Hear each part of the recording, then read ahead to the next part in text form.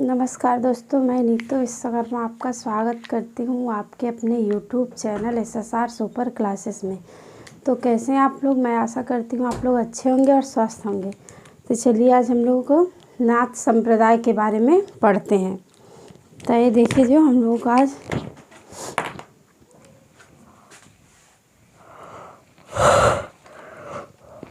देखिए यह अगला टॉपिक है नाथ संप्रदाय।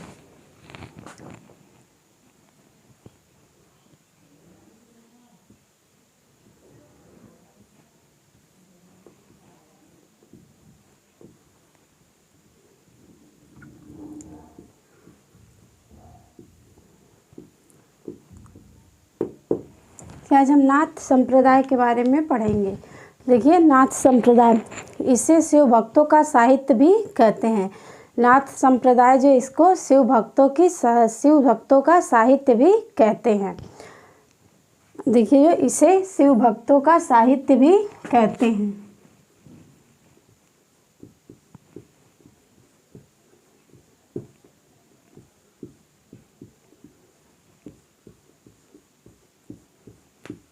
इसे शिव भक्तों का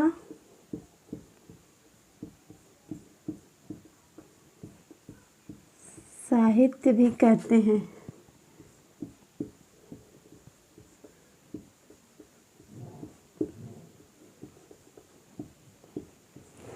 इसे शिव भक्तों का साहित्य भी कहते हैं। इसी संप्रदाय को कनफटा समुदाय भी कहते हैं। अब देखिए जो इसी समुदाय को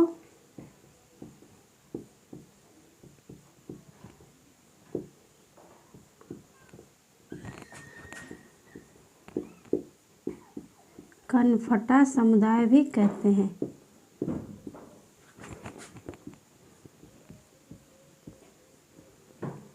समुदाय भी कहते हैं।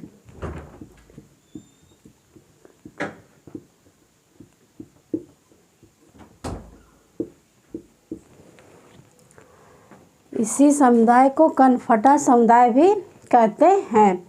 ये कुल नाथ कवियों की संख्या 9 है। ठीक है, कुल नाथ कवियों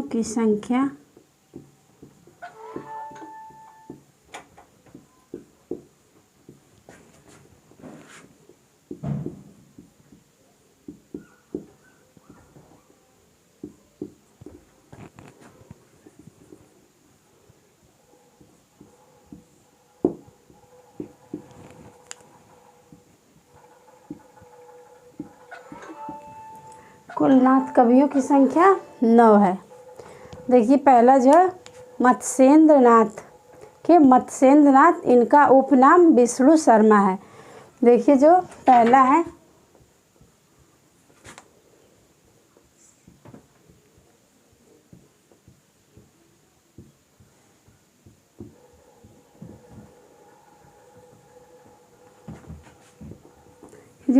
है मत्स्येंद्र नाथ, इनका उपनाम विष्णु शर्मा है।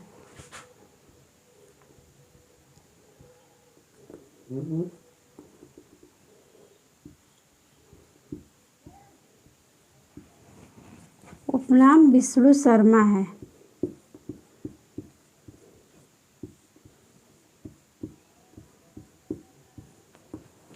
क्या भी उपनाम जो है विष्णु शर्मा है। देखिए जो इन्होंने ज्ञान कारिका नामक पुस्तक की रचना की। नामक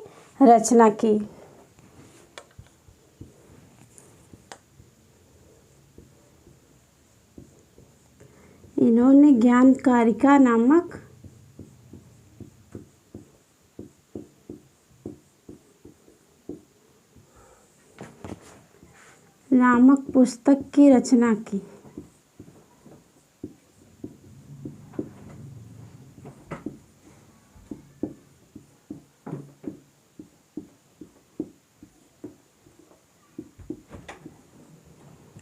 इन्होंने ज्ञान कारिका नामक पुस्तक की रचना की। अब दूसरा देखिए गोरखनाथ। दूसरा देखिए है गोरखनाथ।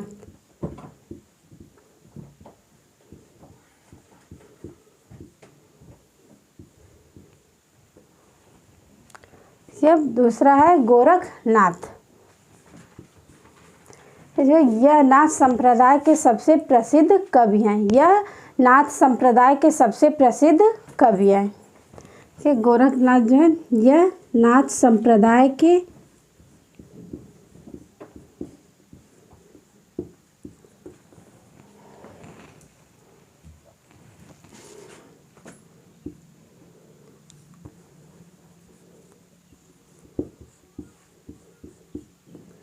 नाथ संप्रदाय के सबसे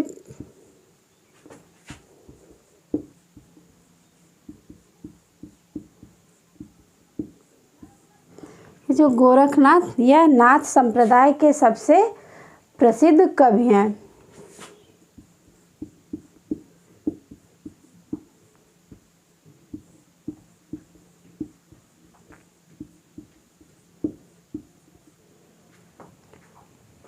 सबसे प्रसिद्ध कवि हैं।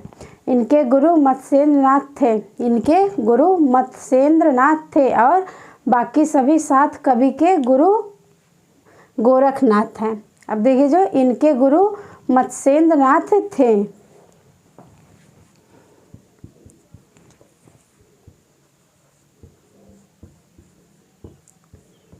इनके गुरु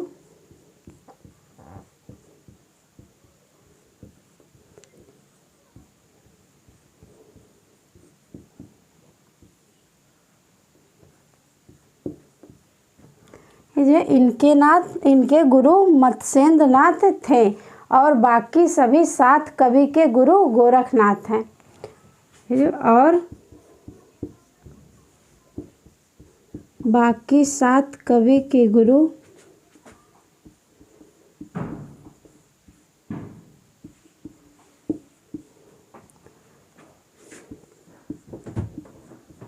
गोरखनाथ हैं।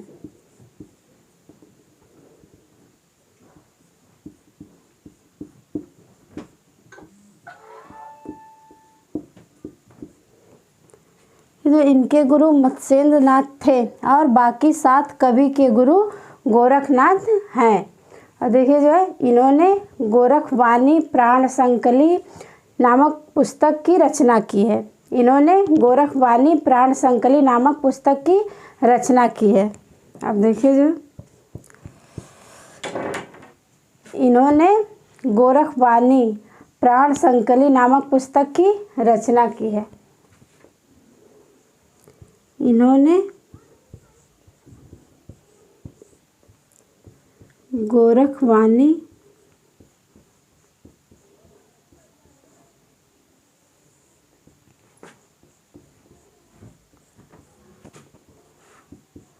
प्राण संकली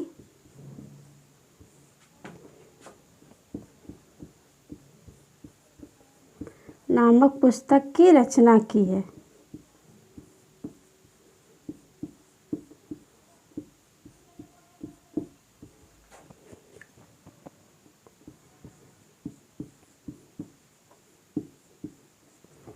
इन्होंने गोरखवाणी प्राण संकली नामक पुस्तक की रचना की है।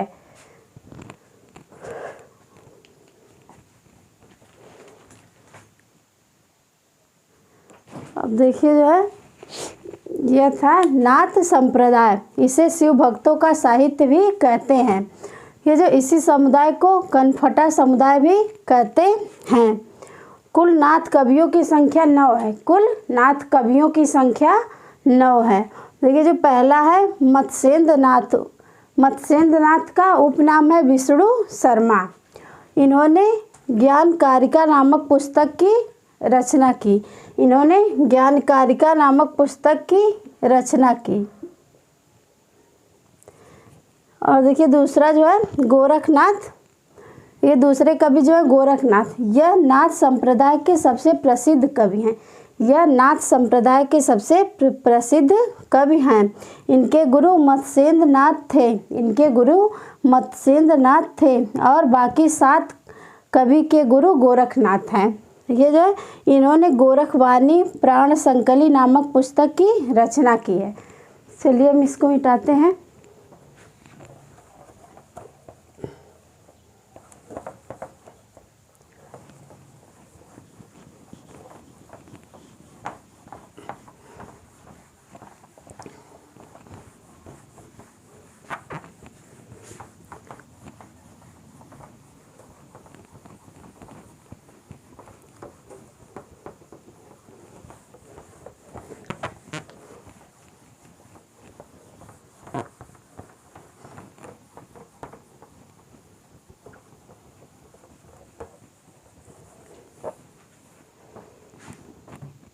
अब देखिए तीसरे कवि जो है जालंधर नाथ।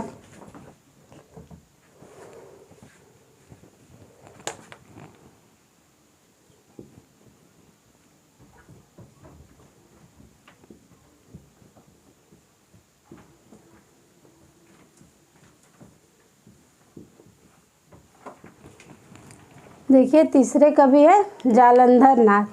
देखिए चौथे हैं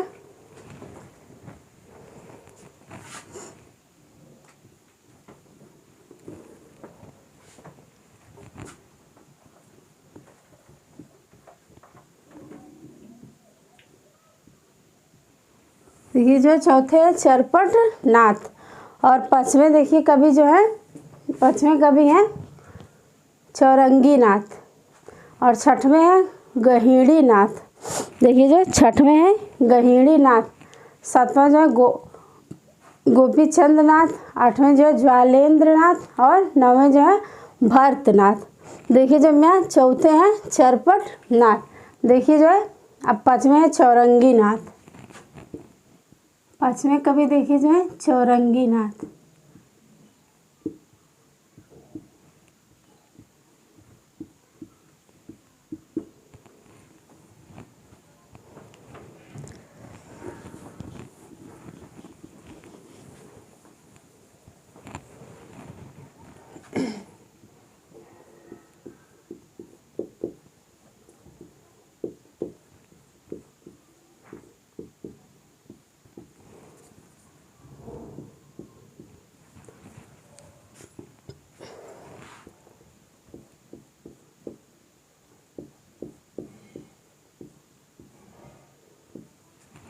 अब पांचवें जो है वह है चौरंगी नाथ।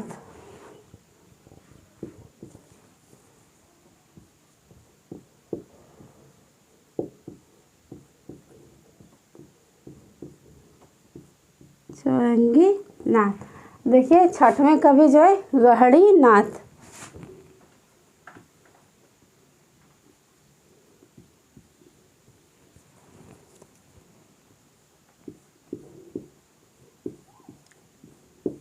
गहीड़ी नाथ।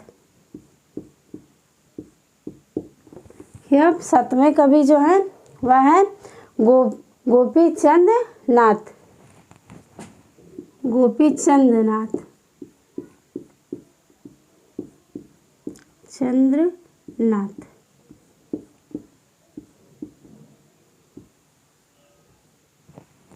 और देखिए आठवें कवि जो है ज्वालेंद्र नाथ।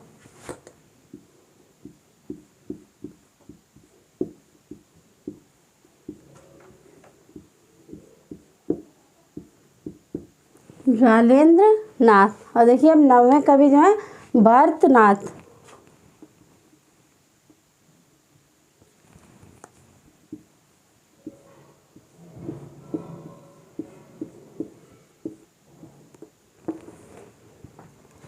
ये जो नौवें कवि थे भरतनाथ। अब देखिए जो है अगला टॉपिक है, देखिए अब जो है अगला टॉपिक है फुटकल और अपभ्रंश रचनाएं। तो देखिए जो अगला टॉपिक है फुटकल और अपभ्रंश रचनाएं। देखिए फुटकल और अपभ्रंश रचनाएं।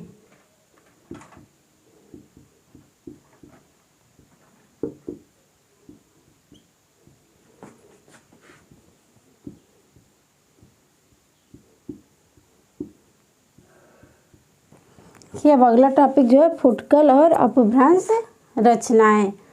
देखिए जो है विद्यापति और अमीर खुसरो की रचनाओं को फुटकल और अपभ्रंश रचनाओं में रखा गया है। देखिए जो विद्यापति और अमीर खुसरो की रचनाओं को फुटकल और अपभ्रंश रचनाओं में रखा गया है। तो देखिए जो है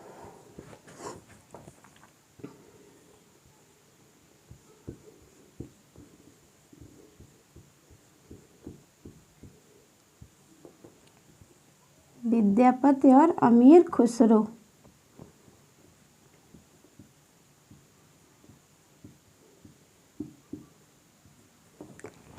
विद्यापति और अमीर खुसरो।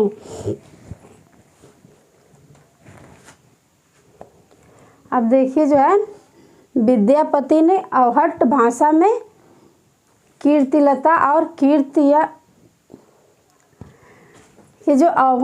विद्यापति ने अवहट्ट भाषा में कीर्तिलता और कीर्तियता का लिखी। देखिए जो है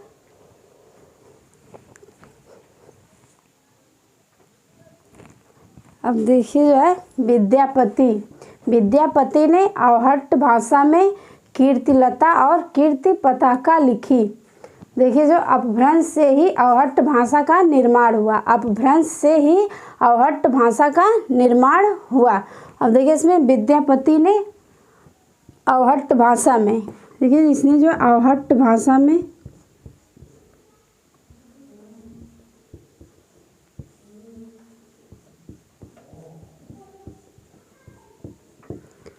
अवहट्ट भाषा में कीर्तिलता और कीर्ति पताका लिखी।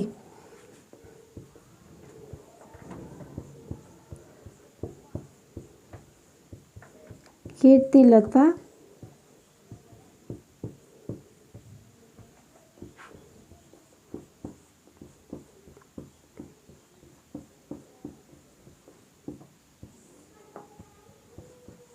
कीर्ति पताका लिखी।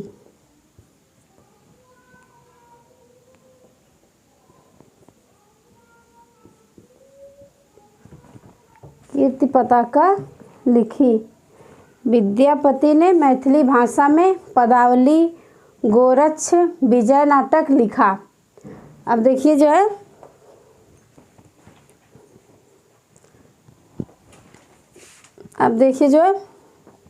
विद्यापति ने मैथिली भाषा में, अब देखिए इसमें जो है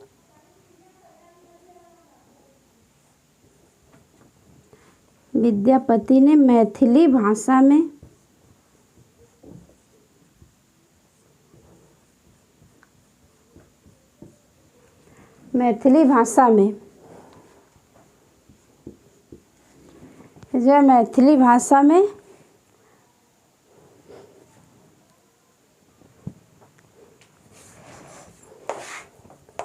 देखिए जब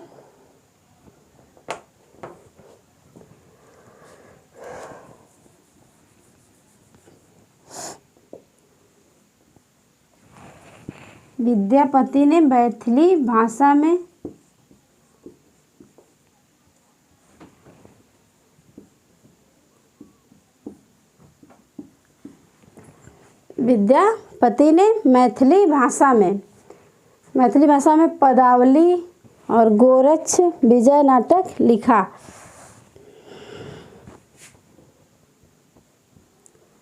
पदावली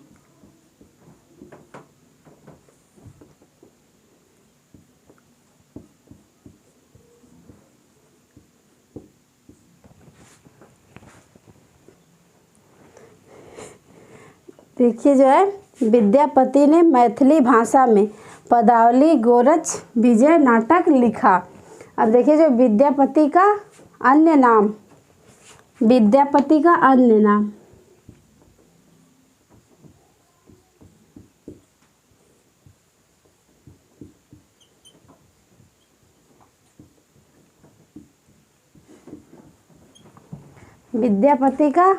नाम मैथिली कोकिल कवि शेखर है।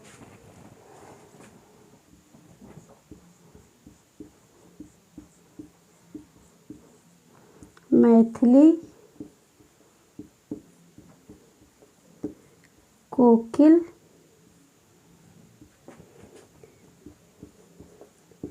कवि शेखर मैथिली कोकिल कवि शेखर है। अब देखिए जो दूसरा था अमीर खुसरो।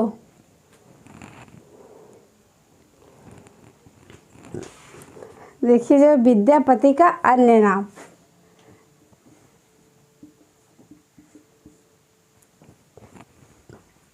देखिए जो अब मैथिल कोकिल कवि शेखर है। अब देखिए यहाँ जो था अमीर खुसरो।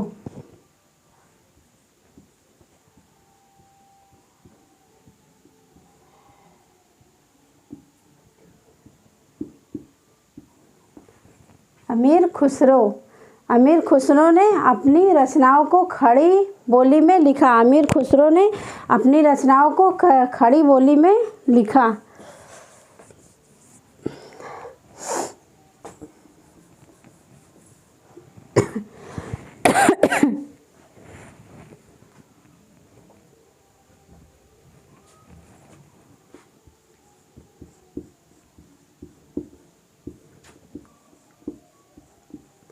अपनी रचनाओं को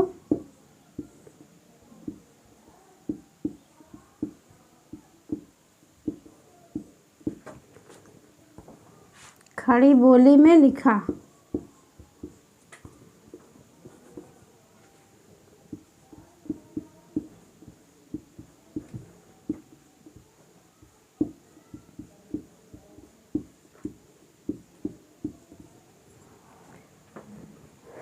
अमीर खुसरो ने अपनी रचनाओं को खड़ी बोली में लिखा। अब देखिए जो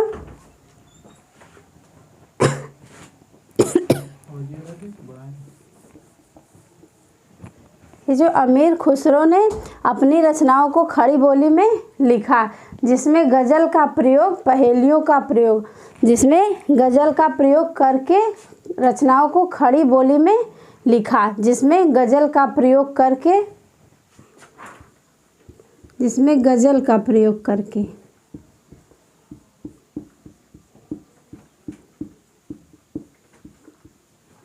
जिसमें गज़ल का प्रयोग करके रचनाओं को खड़ी बोली में लिखा। अब देखिए जो पहेलियों का प्रयोग करके रचनाओं को खड़ी बोली में लिखा। ये गज़ल का प्रयोग करके और पहेलियों का प्रयोग करके।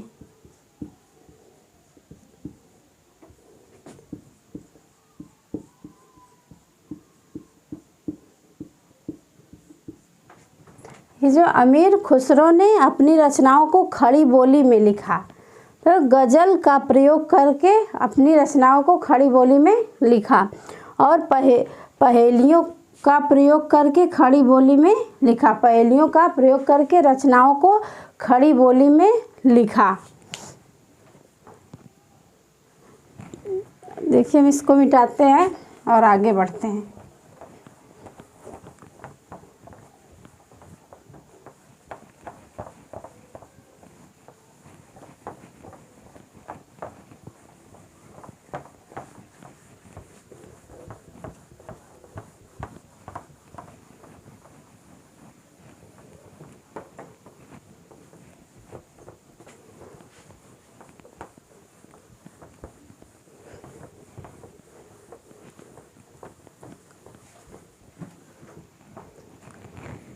देखिए अगला जो है भक्ति काल। देखिए अगला टॉपिक जो है भक्ति काल।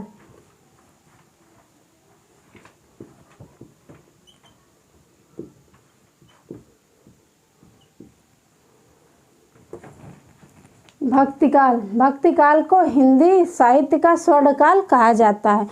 भक्ति काल को हिंदी साहित्य का स्वर्णकाल कहा जाता है। देखिए जो भक्ति काल को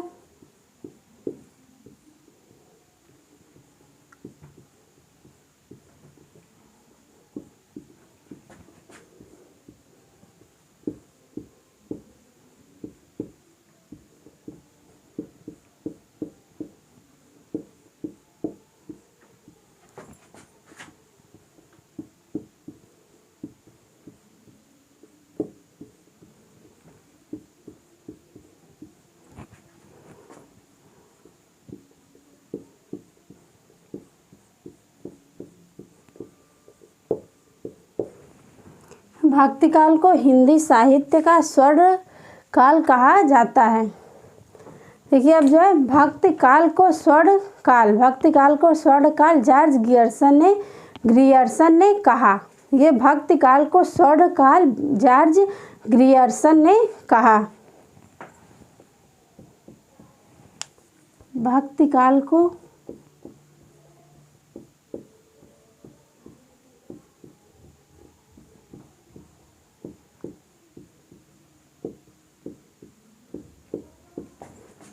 स्वर्ण काल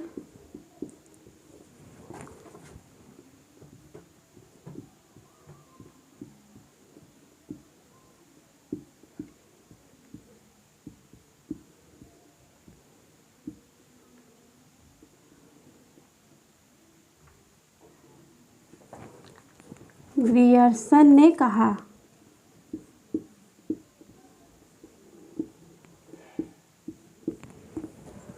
भक्ति काल को स्वर्ण काल जॉर्ज ग्रियर्सन ने कहा। जॉर्ज ग्रियर्सन ने कहा था।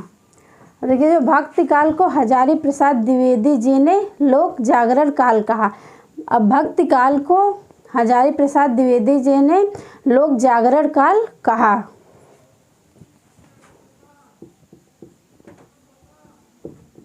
भक्ति काल को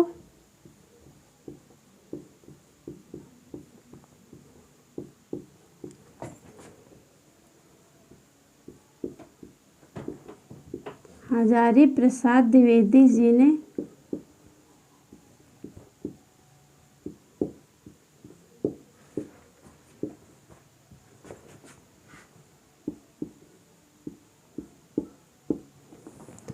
भक्ति काल को हजारी प्रसाद द्विवेदी जी ने लोक जागरण काल कहा।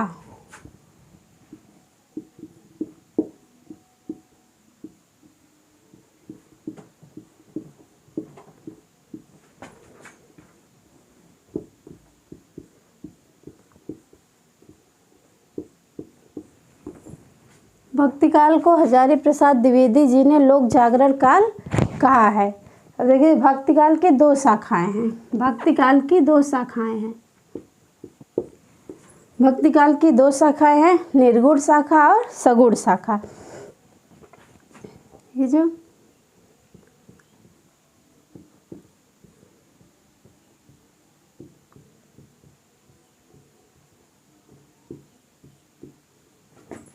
भक्ति काल की दो शाखाएं हैं।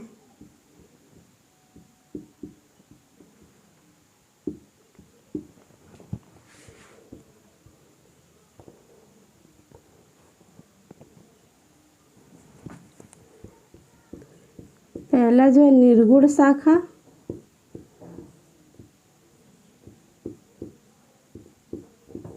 और दूसरा है सगुण शाखा।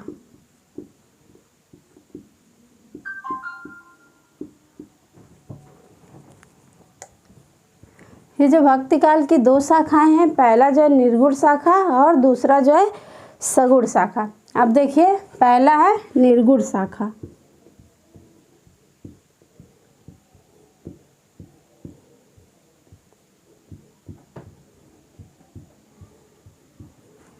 यह निर्गुण शाखा, इसे ज्ञानाश्रयी शाखा भी कहते हैं। देखिए निर्गुण शाखा को ज्ञानाश्रयी शाखा भी कहते हैं। इसे ज्ञानाश्रयी शाखा भी कहते हैं।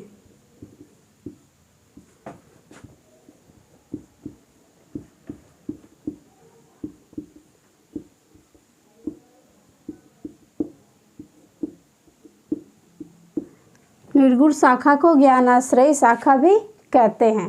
देखिए आचार्य रामचंद्र शुक्ल हजारी प्रसाद द्विवेदी के अनुसार, ये जो अब है आचार्य रामचंद्र शुक्ल हजारी प्रसाद द्विवेदी के अनुसार कबीरदास को निर्गुण शाखा का प्रवर्तक माना जाता है। देखिए जो है आचार्य रामचंद्र शुक्ल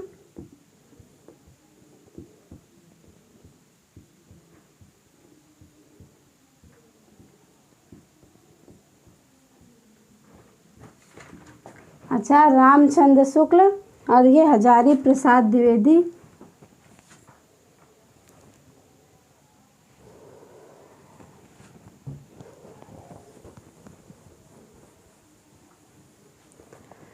देखिए जो पहला है निर्गुण शाखा। देखिए इसे ज्ञानाश्रयी शाखा भी कहते हैं, इसे ज्ञानाश्रयी शाखा भी कहते हैं। निर्गुण शाखा का नामकरण शुक्ल जी ने किया। ये जो निर्गुण शाखा का नामकरण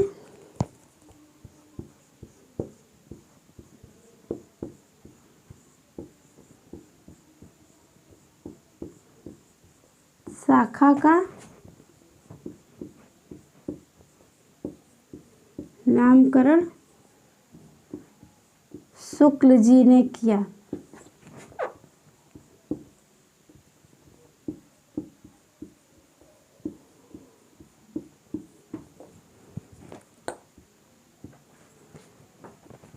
निर्गुण शाखा का नामकरण शुक्ल जी ने किया।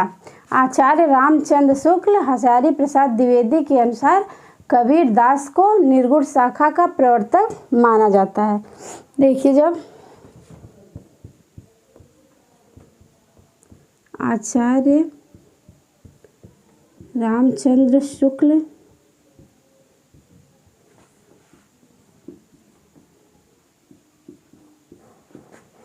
और हजारी प्रसाद द्विवेदी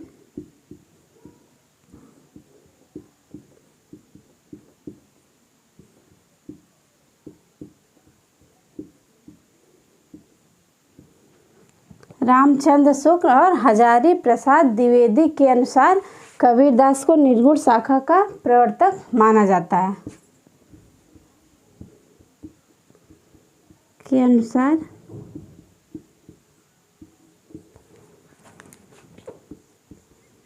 कबीरदास को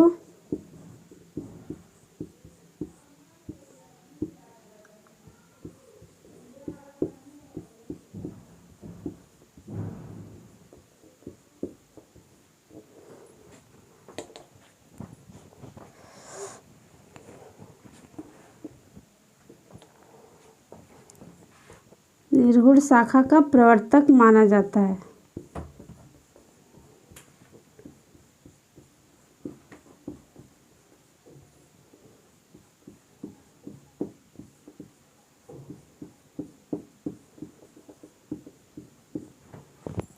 जो आचार्य रामचंद्र शुक्ल हजारी प्रसाद द्विवेदी के अनुसार कबीरदास को निर्गुण शाखा का प्रवर्तक माना जाता है।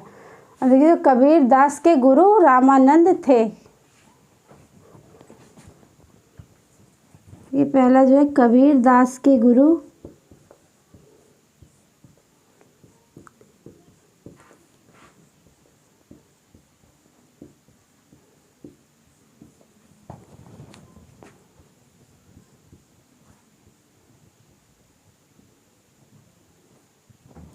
कबीरदास के गुरु रामानंद थे। इनका जन्म देखिए जो अब इनका जन्म 1398 ईस्वी में काशी में हुआ था। देखिए जो है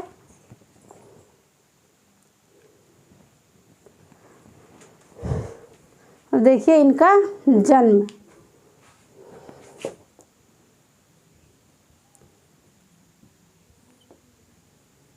का जन्म जो है 1398 ईस्वी में काशी में हुआ। 1398 ईस्वी में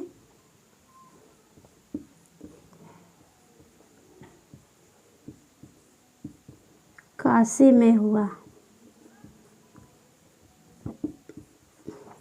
इनका जन्म 1398 ईस्वी में काशी में हुआ। अब देखिए जो इनकी मृत्यु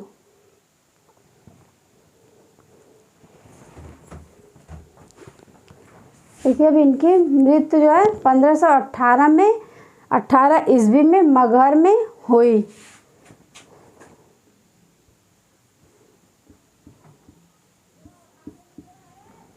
देखिए जो इनकी मृत्यु 1518 ईस्वी में।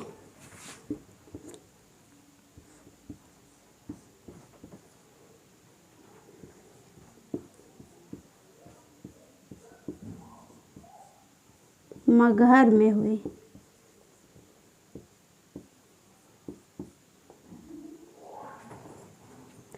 देखिए जो है, आचार्य रामचंद्र शुक्ल हजारी प्रसाद द्विवेदी के अनुसार कबीरदास को निर्गुण शाखा का प्रवर्तक माना जाता है। कबीरदास के गुरु जो है रामानंद थे। कबीरदास के गुरु रामानंद थे और इनका जन्म जो है 1398 ईस्वी में काशी में हुआ था। और इनकी मृत्यु जो है 1518 ईस्वी में मगहर में हुई। और देखिए जो कबीरदास की रचनाएं, चलिए हम इसको मिटाते हैं और अगला जो कबीरदास की रचनाएं।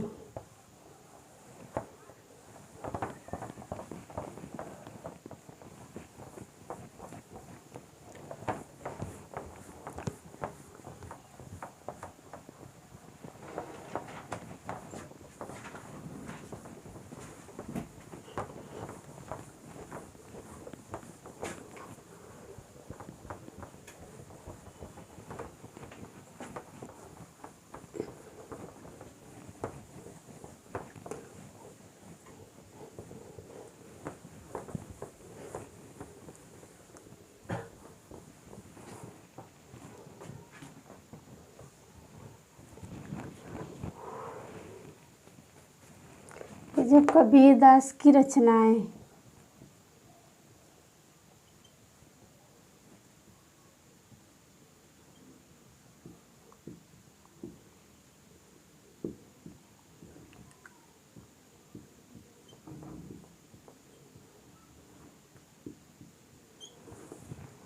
कबीरदास की रचनाएं, यह साखी जो खड़ी बोली में लिखा है। साखी जो खड़ी बोली में लिखा है।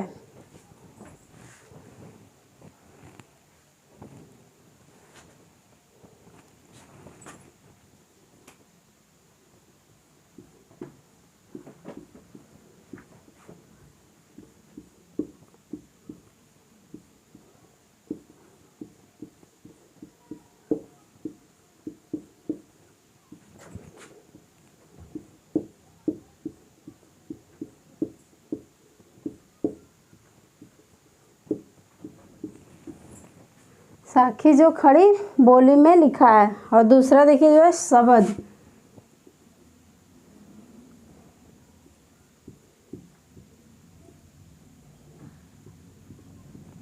ये दूसरा जो है शब्द जो कि ब्रज भाषा और पूर्वी हिंदी में लिखा है। फिर शब्द जो कि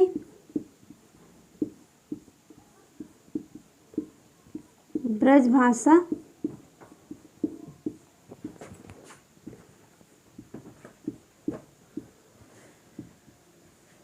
और पूर्वी हिंदी में लिखा है।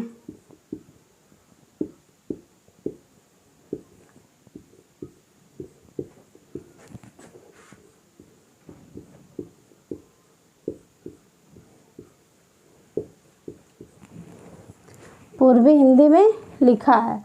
तो ये तीसरा जो है रामायणी,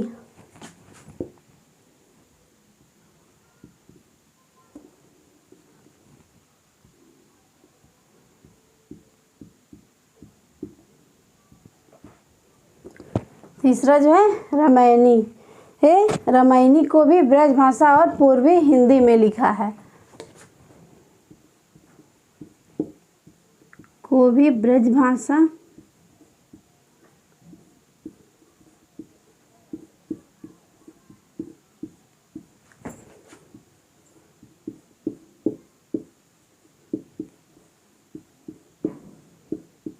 और पूर्वी हिंदी में लिखा।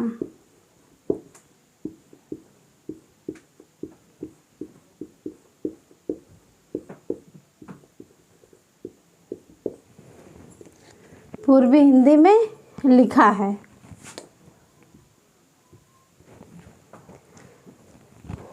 देखिए जो नोट,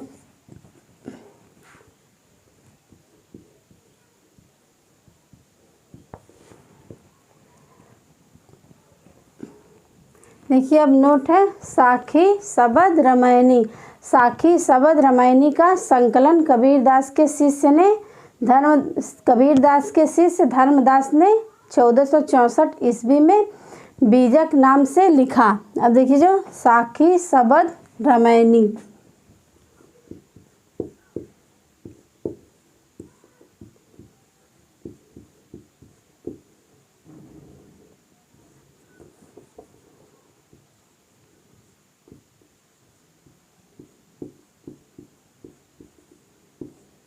साखी सबद रामायणी का संकलन कबीरदास के शिष्य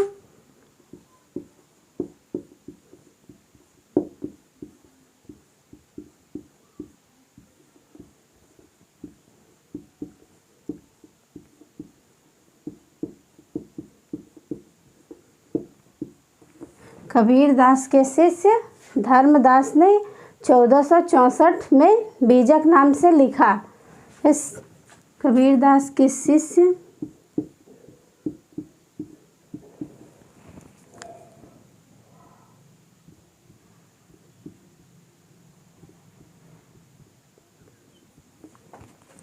धर्मदास ने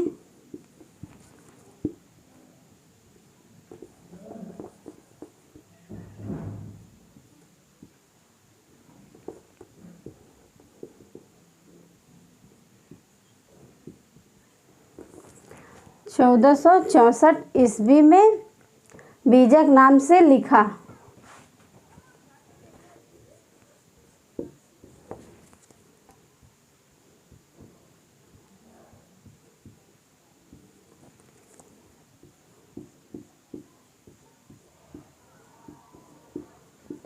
बीजक नाम से लिखा।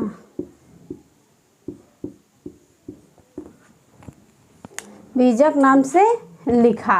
ये जो संत रैदास, देखिए दूसरा जो संत रैदास,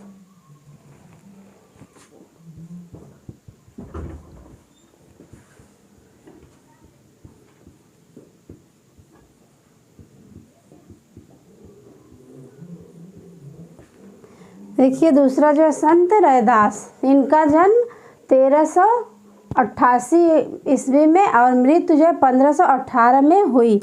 अब देखिए जो संत रैदास, इनका जन्म जो है 1388 ईस्वी में,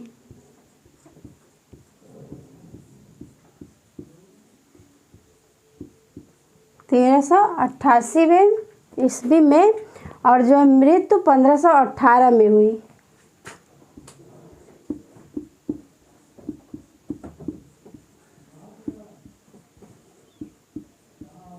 मृत्यु जो है 1518 ईस्वी में, 1518 ईस्वी में हुई।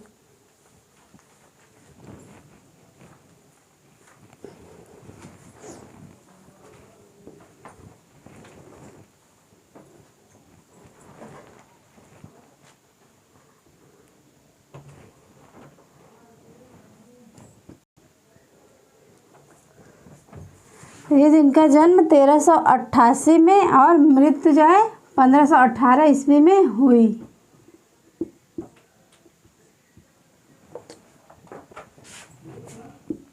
ईस्वी में हुई। अब देखिए जो संत रैदास के गुरु रामानंद थे। संत रैदास के गुरु रामानंद थे।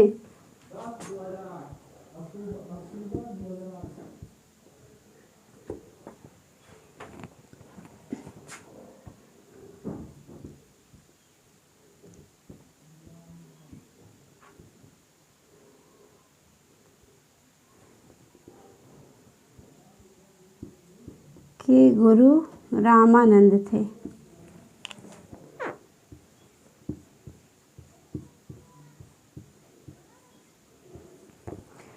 संत रैदास के गुरु जो है रामानंद थे। अब देखिए जो है, देखिए जो अब मीराबाई के गुरु जो है संत रैदास थे। मीराबाई के गुरु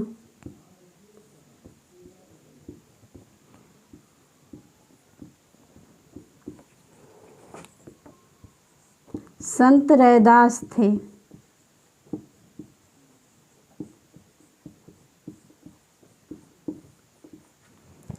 संत रैदास थे। संत रैदास की रचनाएं, देखिए जो संत रैदास की रचनाएं,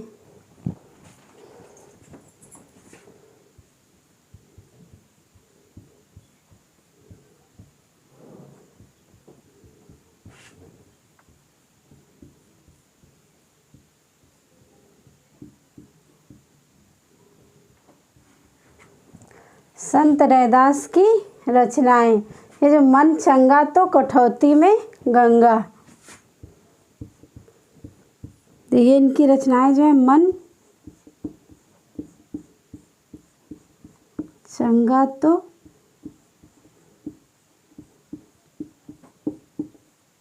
कठौती में गंगा, मन चंगा तो कठौती में गंगा। अब देखिए दूसरा जो, अब कैसे छूटे राम नाम रट लागी, अब कैसे छूटे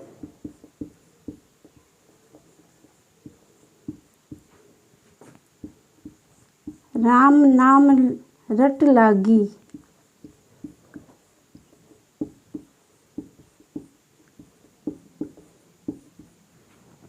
अब कैसे छूटे राम नाम रट लागी। देखिए जो है कबीर दास की रचनाएं, देखिए कबीर दास की रचनाएं जो है, साखी, सबद और रामायणी, साखी, सबद, रामायणी। तो देखिए साखी जो है खड़ी बोली में लिखी है, इन्होंने जो साखी को है खड़ी बोली में लिखी है, और सबद, सबद को ब्रज भाषा और पूर्वी हिंदी में लिखा है, ब्रज भाषा और पूर्वी हिंदी में लिखा है। और देखिए जो है रामायणी, रामायणी को भी ब्रज भाषा और पूर्वी हिंदी में लिखा है, रामायणी को भी ब्रज भाषा और पूर्वी हिंदी में लिखा है। अब देखिए जो है साखी, साखी सबद रामायणी, साखी सबद रामायणी का संकलन कबीरदास के शिष्य, कबीरदास के शिष्य धर्मदास ने 1964 ईस्वी में बीजक नाम से लिखा, 1964 ईस्वी में बीजक नाम से लिखा। अब देखिए जो संत रैदास, संत रैदास, तो देखिए संत रैदास का जन्म 1388 ईस्वी में, 1388 ईस्वी में हुआ। और देखिए जो है मृत्यु, इनकी मृत्यु जो है 1518 ईस्वी में हुई। इनका जो जन्म है 1388 ईस्वी में हुआ और मृत्यु जो है 1518 ईस्वी में हुई। अब देखिए संत रैदास के गुरु, संत रैदास के गुरु जो है रामानंद थे, संत रैदास के गुरु रामानंद थे। और देखिए अब जो है मीराबाई के गुरु, देखिए मीराबाई के गुरु जो है संत रैदास थे, संत रैदास के गुरु जो है रामानंद थे और मीराबाई के गुरु जो है संत रैदास थे। अब देखिए जो संत रैदास की रचनाएं, संत रैदास की रचनाएं देखिए जो है, मन चंगा तो कठौती में गंगा, ये। और दूसरा देखिए जो है, अब कैसे छूटे, अब कैसे छूटे राम नाम रट लागी, अब कैसे छूटे राम नाम रट लागी। देखिए अब हम इसको मिटाते हैं। अब तीसरा जो गुरु नानक,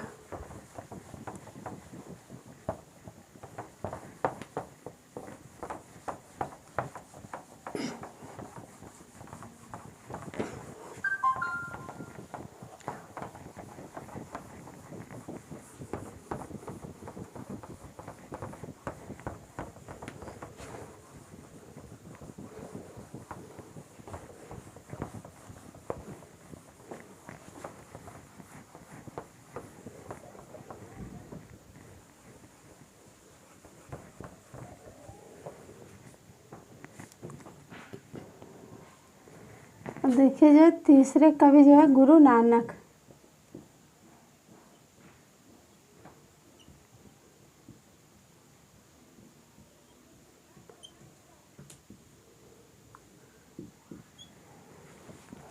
गुरु नानक, इनका जन्म जो है 1459, देखिए जो इनका जन्म जो है 1469 में और मृत्यु जो है 1539 में हुई। देखिए जो इनका जन्म जो है 1469।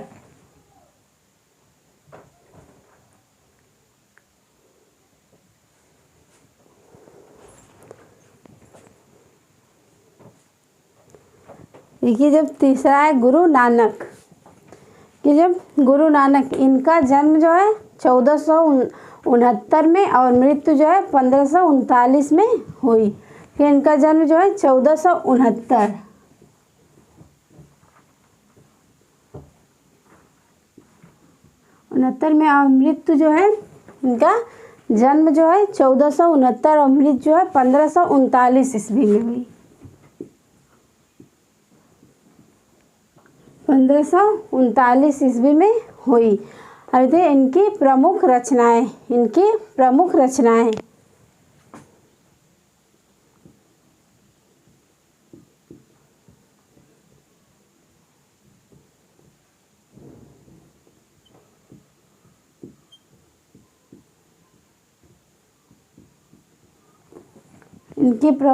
रचनाएं, जपूजी और नसीहतनामा।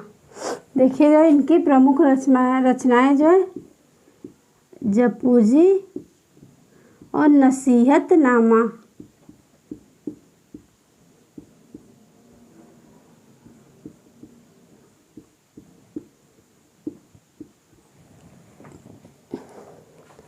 इनकी प्रमुख रचनाएं जपूजी नसीहतनामा हैं। अब देखिए जो है संप्रदाय और प्रवर्तक।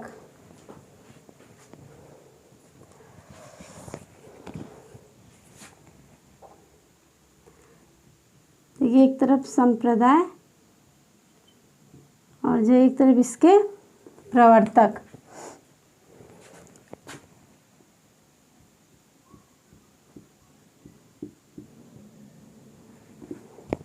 संप्रदाय और इसके प्रवर्तक। अब देखिए जो पहले संप्रदाय जो है कबीर,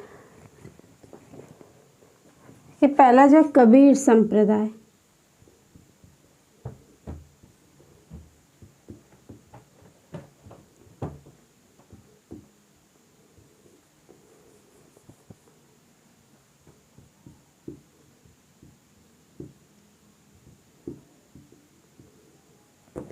ये पहला जो है कबीर संप्रदाय। देखिए कबीर संप्रदाय के प्रवर्तक हैं कबीरदास। इसके प्रवर्तक हैं कबीरदास।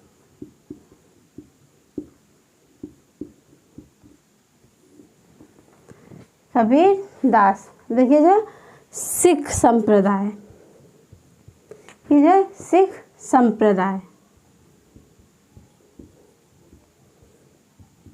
ये जो सिख संप्रदाय, इसके प्रवर्तक हैं गुरु नानक।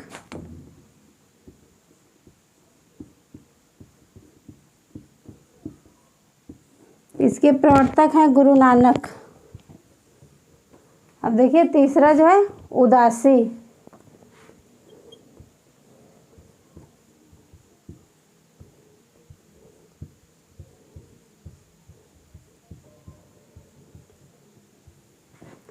जो उदासी सत्यनामी संप्रदाय।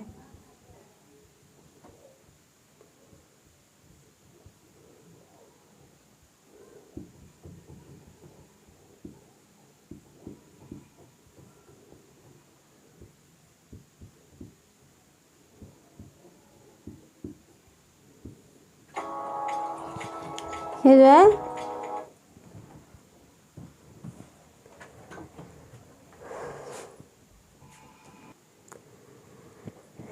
देखिए जो तीसरा है उदासी संप्रदाय, तो इसके प्रवर्तक हैं श्री चंद्र।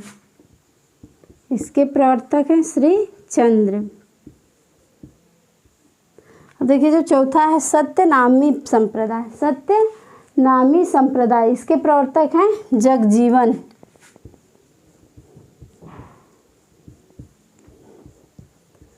जगजीवन। अब देखिए जो ये पांचवा संप्रदाय जो है निरंजनी संप्रदाय। निरंजनी संप्रदाय।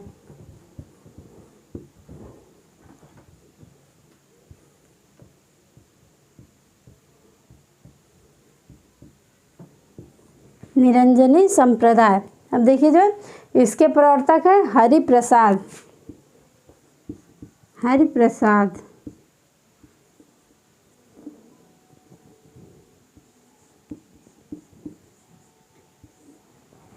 इसके प्रवर्तक हैं हरिप्रसाद। देखिए जो यह संप्रदाय और उसके प्रवर्तक थे।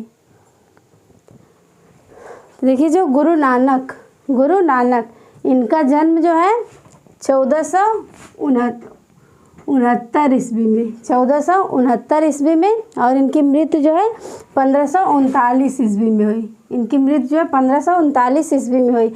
इनकी प्रमुख रचनाएं जो है जपूजी और नसीहतनामा। जपूजी और नसीहतनामा। देखिए संप्रदाय और इसके प्रवर्तक। तो देखिए पहले संप्रदाय जो है कबीर संप्रदाय। पहला संप्रदाय जो है कबीर संप्रदाय।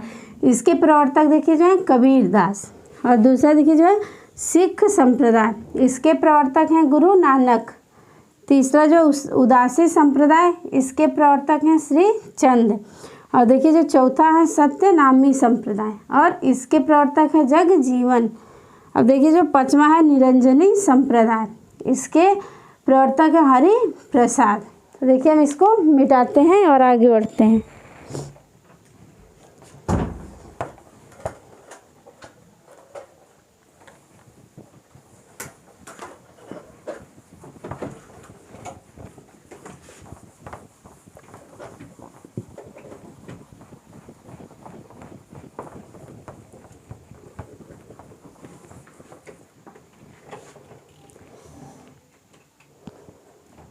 देखिए नोट है।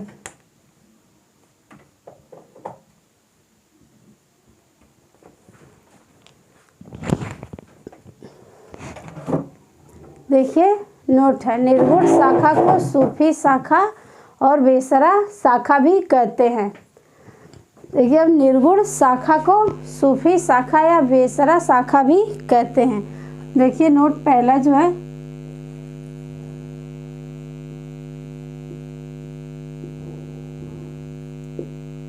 निर्गुण शाखा को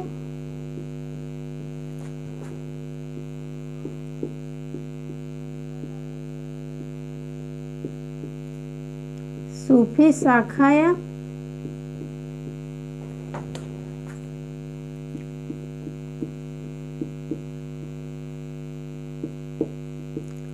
बेसरा शाखा भी कहते हैं।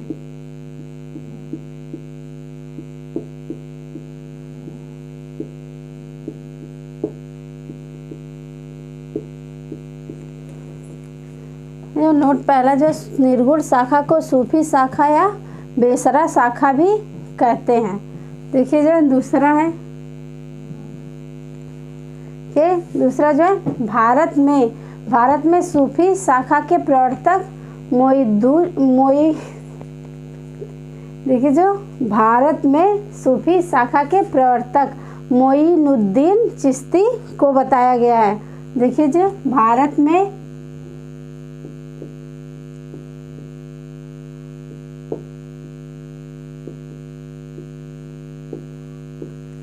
सूफी शाखा के जो है भारत में सूफी शाखा के प्रवर्तक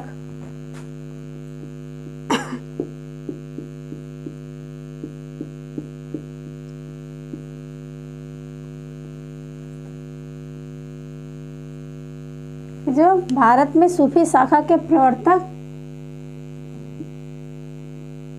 मोइनुद्दीन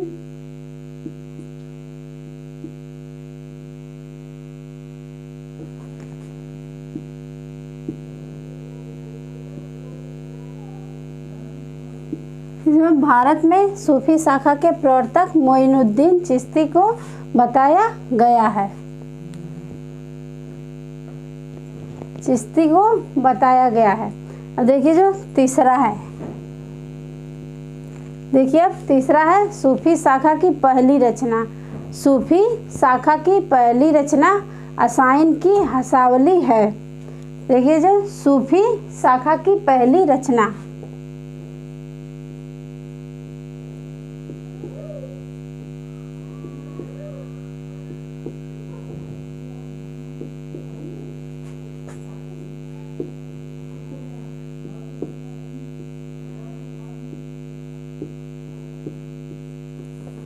सूफी शाखा की पहली रचना असाइन की हंसावली है।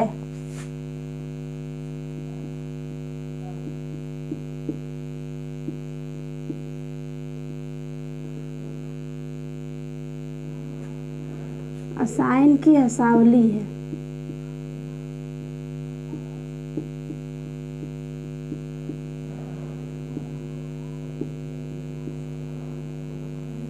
सूफी शाखा की पहली रचना असाइन की हंसावली है। अब देखिए जो है लेखक और उनकी रचनाएं। देखिए जो अब 2 कॉलम बनाएंगे, एक तरफ लेखक और एक तरफ उसकी रचनाएं। देखिए जो है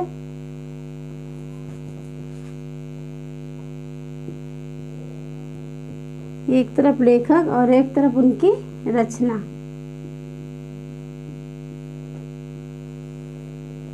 एक तरफ लेखक और दूसरी तरफ उनकी रचना। तो देखिए लेखक जो है मुल्ला दाऊद। देखिए लेखक जो है मुल्ला दाऊद।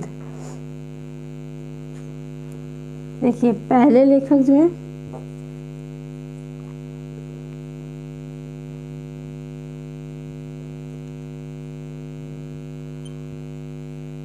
मुल्ला दाऊद, यह पहले लेखक हैं। जैसे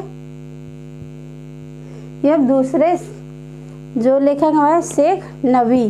शेख नबी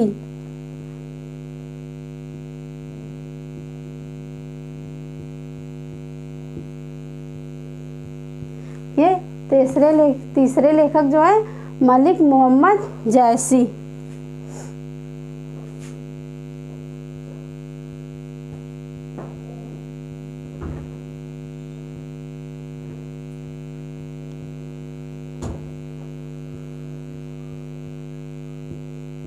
मलिक मोहम्मद जैसी। अब देखिए जो मुल्ला दाऊद, इसकी रचना जो है, इनकी रचना जो चंदायन है। इनकी रचना जो है चंदायन।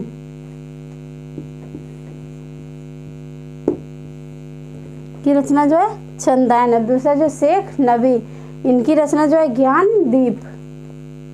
शेख नबी की रचना जो है ज्ञान दीप। अब देखिए जो है तीसरा है मलिक मोहम्मद जैसी। इनके देखिए रचना जो है पद्मावत, कन्हावत। देखिए जो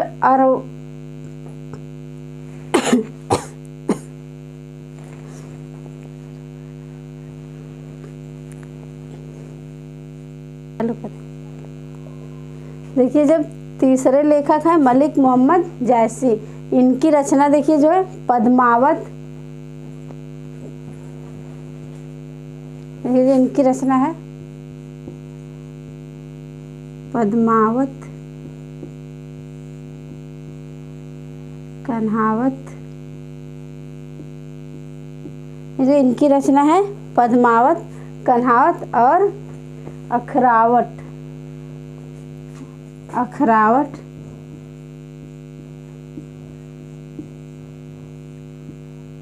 अखरावट और देखिए जो आखिरी कलाम। ये जो है अखरावट और आखिरी कलाम।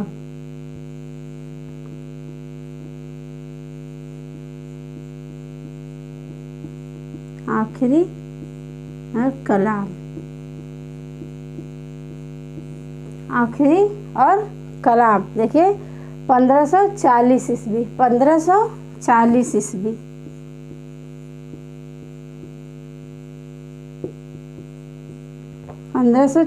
ईस्वी। अब देखिए जो चौथा, ये जो चौथे लेखक है नूर मोहम्मद।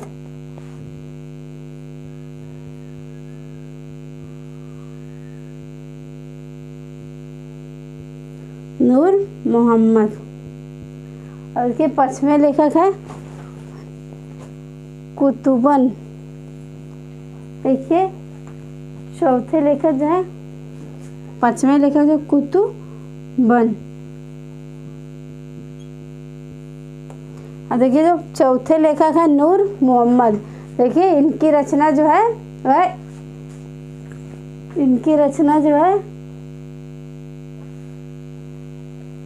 इनकी रचना जो इंद्रावती।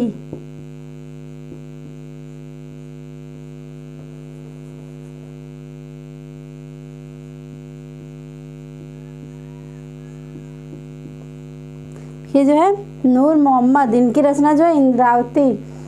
और देखिए जो है कुतुबन, 5वें लेखक जो है कुतुबन, इनके देखिए जो रचना है इनकी मृगावती, इनकी रचना जो है मृगावती।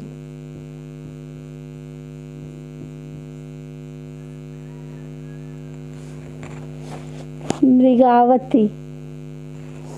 अब देखिए जो है 6वां, देखिए जो है 6वां, देखिए जो कासिम शाह। अब देखिए जो 6वें लेखक देखिए जो है कासिम शाह, 6वें लेखक है कासिम शाह।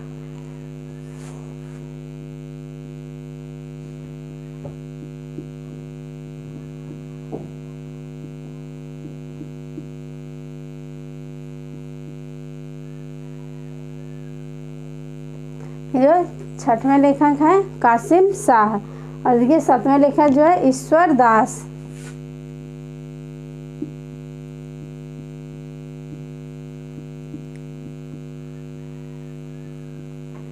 देखिए जो है अब 6वें लेखक है कासिम शाह। देखिए इनकी रचना जो है हंस जवाहिर। अब देखिए जो 7वें लेखक है ईश्वर दास। देखिए 7वें लेखक जो है ईश्वर दास, इनकी देखिए जो है रचना है सत्यवती कथा। इनकी रचना जो है सत्यवती कथा।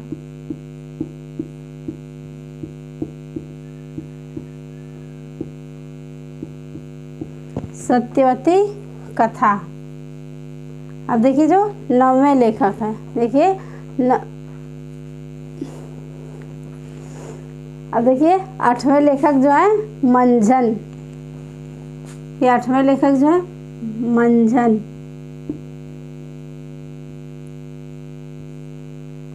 ये 8वें लेखक जो है मंझन। तो इसकी देखिए रचना है, इसकी रचना जो है मधुमालती। इसकी रचना जो है मधुमालती।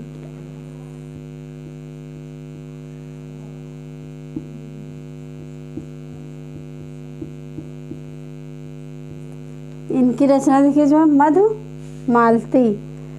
अब देखिए जो 9वें लेखक हैं जटमल।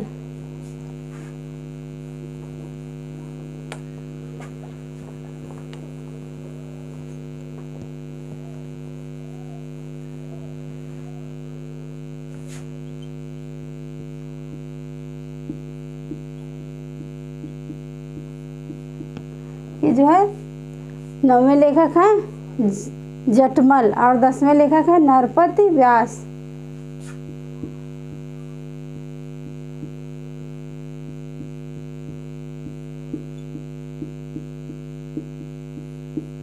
नरपति व्यास। और देखिए जो 11वें लेखक है उस्मान। जो उस्मान।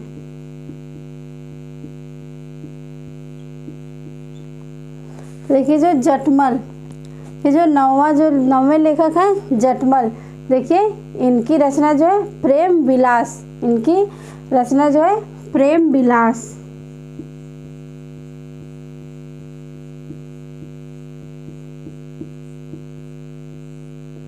प्रेम विलास और प्रेमलता।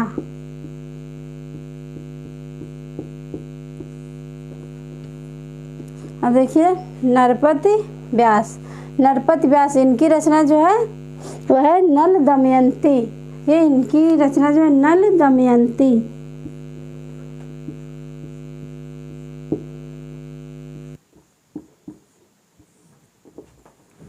नल दमयंती।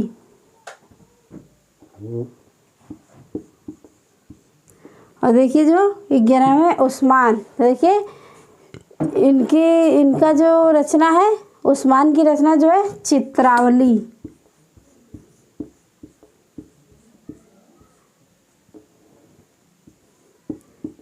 देखिए उस्मान की जो रचना है वह चित्रावली। देखिए जो है यह नोट, देखिए पहला जो निर्गुण शाखा